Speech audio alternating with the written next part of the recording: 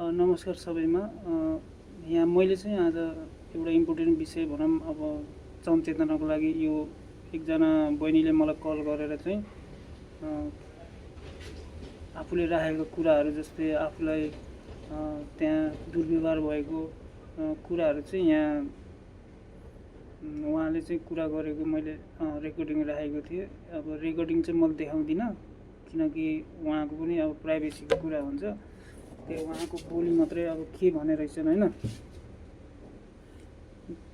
यो आउँदै गरेको आउन खोज्नुभएका अब नेपाली चेलीबेटीहरूलाई पनि यो सन्देश पुगोस्, कस्तो हुन्छ यहाँको रहनसहन, यहाँको काम गर्दा आफूले कस्तो मेन्टालिटी बनाएर आउनु पर्दो रहेछ भन्ने कुराहरू पनि बुझ्छन्।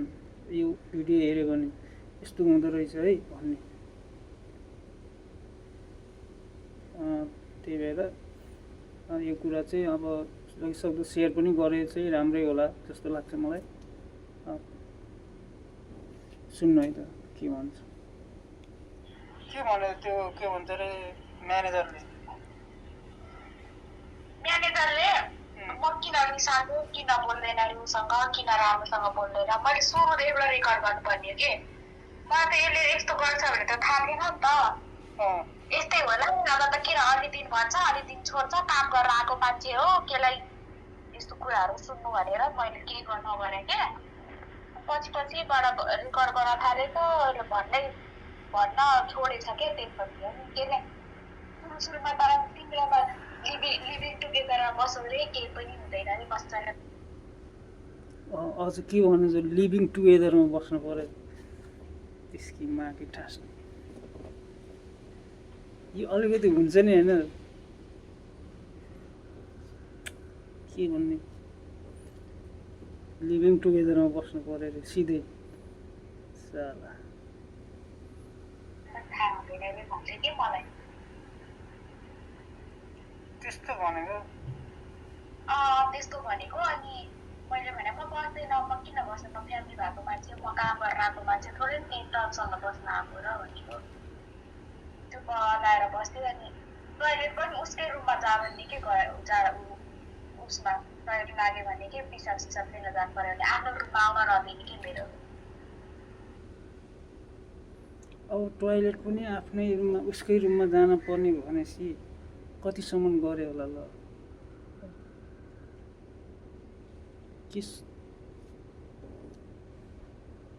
के भन्ने कस्तो साइको ठिस रहेछ कस्तो म्यानेजर रहेछ त खत्तमै हो नि। अनि भन्छ अनि आज त लास्टै भयो भने म त अस्तिदेखि झगडा गर्न खोजिरहेको थियो। कम्प्लेन पनि गरेको मैले यहाँ। अब सबैले मेरै सपोर्टमा छ, प्रुफ त छ तर त्यतिले भएन अरे कि अझै प्रुफ चाहियो अरे कि अझै के। रेकर्डिङ गरेको तिमीले? रेकर्डिङ गरेको अझै चाहियो अरे। त्यसलाई थाहा भइसक्यो मैले कम्प्लेन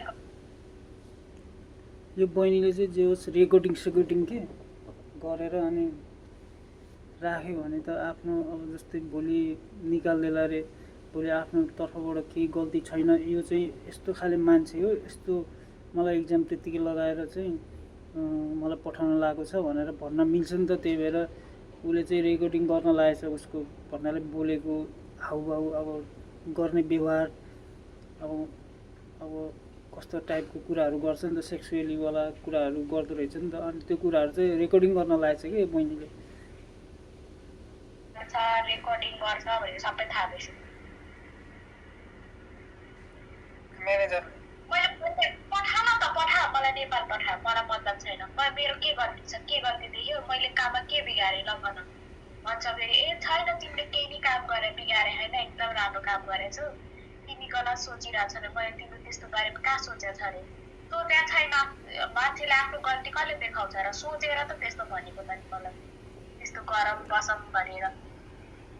मलाई ठिक लागेन यस्तो व्यवहार, मलाई मन परेन। म मन पर्दैन भने ठिक छ, मलाई रिस उठ्छेन गरिदिनु भनेको ल हुन्छ गराउँदैन क्या तुरुन्तै। यहीँ त मान्छे पुगेको छैन, एक दिन पनि छुट्टी हुँदैन हाम्रो मान्छे नपुगेर, कहाँ गराउँछ।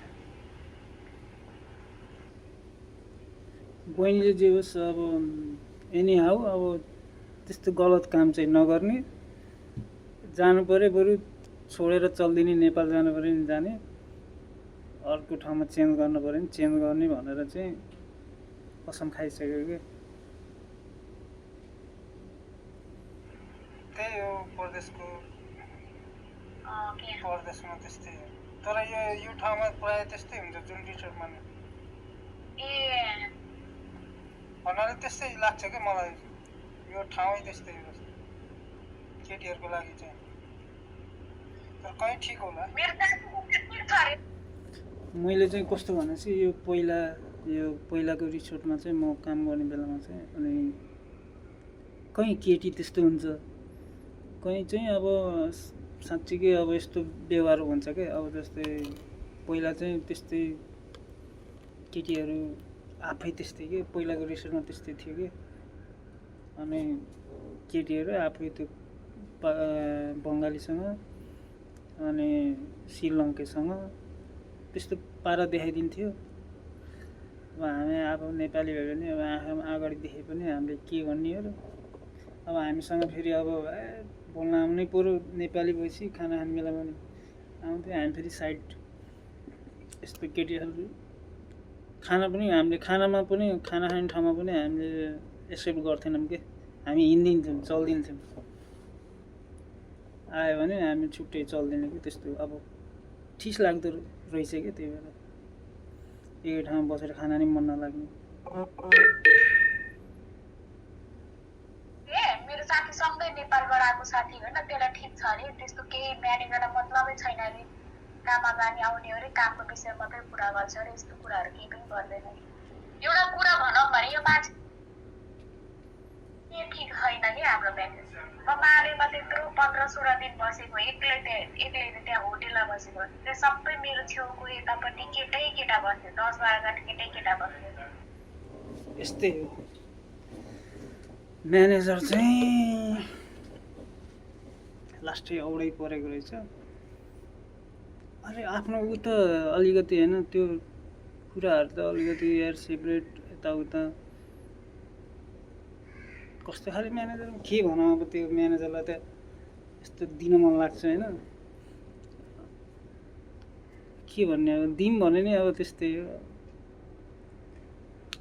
अब त्यही भएर बरु के भन्ने, अब भन्न केही शब्दै छैन। अब हामी गएर के गर्न सक्ने कुरा होइन।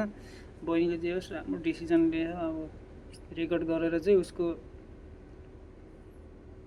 के भन्छ अरे पर्दाफास गरिदिन्छु भनिरहेको थिएँ। पर्दाफास भन्दा पनि आफूलाई सहज भयो। अब मलाई किन, मेरो गल्ती छैन, किन मलाई अब पठाइदिन्छु रे, घर पठाइदिन्छु भने चाहिँ यसरी बस्यो भने ठिकै छ, होइन भने नेपाल पठाइदिन्छु भनेको रहेछ। अनि त्यस्तो भनेपछि त अनि उसले अनि आफ्नो त्यो रेकर्डिङ राख्यो भने त मलाई कमसेकम भर्खर आएको ऋण तिरेन। प्रब्लम हुन्छ नि त यहाँ, धेरै लेडिज मान्छे, घर बुढा छ, छोराछोरी छ, आमा बाउ छ, सबै उसकै माथि छ, धेरै कुरा होला।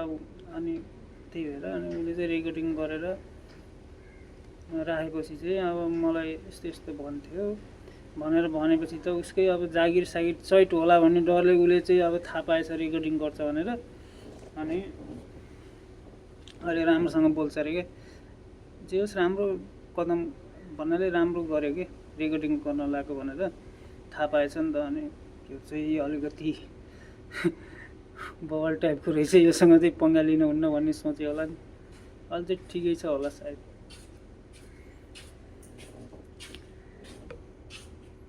अस्ति यो कुरा चाहिँ मालदेश आउँदै हुनुहुन्छ भने अलिकति विचार चाहिँ पुर्याउनु होला। यस्तो फेस गर्नुपर्छ यस्तो यस्तो कुराहरू। हस् त, धन्यवाद।